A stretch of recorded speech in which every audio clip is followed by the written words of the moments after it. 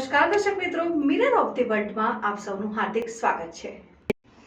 વડોદરા મહાનગરપાલિકાની બાંધકામ પરવાનગી શાખાની ટીમ દ્વારા ઇલેક્શન વોર્ડ નંબર 8માં આવેલ ગુજરાત હાઉસિંગ બોર્ડના મકાન કે જેનો અનધિકૃત બાંધકામની ઇમ્પેક્ટ ફી ભરાઈ ગઈ હોવા છતાં તોડવાની કામગીરી શરૂ થતાં સ્થાનિક લોકો દ્વારા તેનો વિરોધ કરવામાં આવ્યો છે ને એક બહેન પોતાની રોજીરોટી માટે રોકડ કરે છે, તેમ છતાં ચૂંટાયેલા એક પણ પ્રતિનિધિ આ લોકોના વારે આવ્યા નથી।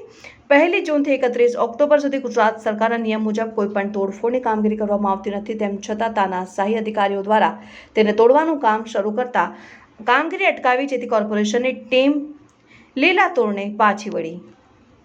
હું તો મારા ઘરવાળા વગર એકલી અહીંયા રહું છું। અમને રાતે ઊંઘ બી નથી આવતી કે કાલે શું થશે, હું મારા છોકરીઓને લઈને હું કઈ જઈશ। હા, અને આ બધું લીગલી છે, બધું 1 ઇંચ પણ તમે બતાવો કે ના હોય એમ, અને જાઓ ને બીજા બધા છે, અમે જ ગરીબ દેખાઈએ છે તમને। વગર ઇન્ટિમેશન વગર એને વગર ઓર્ડરે તમે આવીને અમારે તોડી જવું છે, આ તો કઈ વાત થઈ તમારી। હું તો મોદી સરકારને એક જ વિનંતી કરું છું કે જો અમે આ ચૂંટીને તમને ભાજપની સરકાર લાવીએ છીએ, પણ તમે આ તમારી નીચેના જે લોકો છે એ લોકોને સમજાવો કે આવા ગરીબની રોજીરોટી ના છીનવે। પૈસાવાળા પાસે તો પૈસા છે, અમે ક્યાંથી લાવીશું? અમે તો ગરીબ માણસ છીએ। પૈસાવાળાઓ તો અહીંયા હાઉસિંગ બોર્ડમાં ના રહે, અને તમને હાઉસિંગ બોર્ડ જ દેખાય છે બધી વાતમાં। ગુજરાત હાઉસિંગ બોર્ડ કે જે ઘણા વર્ષો જૂનું છે અને તમામ અહીંયા જે કાંઈ પુરાવા જોઈએ એ અધિકારીઓ દ્વારા પુરાવા લીધા વિના કોઈ પણ જાતની નોટિસ વગર આજે ગુજરાત હાઉસિંગ બોર્ડ તોડવાની જે કામગીરી કરવામાં આવી છે એનો સખત શબ્દોમાં હું વિરોધ કરું છું।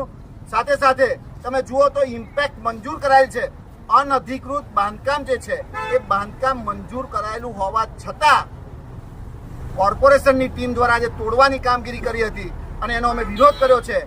બીજી એક વાત કે ગુજરાત નામદાર હાઈકોર્ટ અને ગુજરાત સરકાર દ્વારા પણ 1 જૂનથી 31 ઓક્ટોબર સુધી કોઈ પણ પ્રકારનું અનધિકૃત બાંધકામ તોડી ન શકાય, કારણ કે ચોમાસાની ઋતુ છે।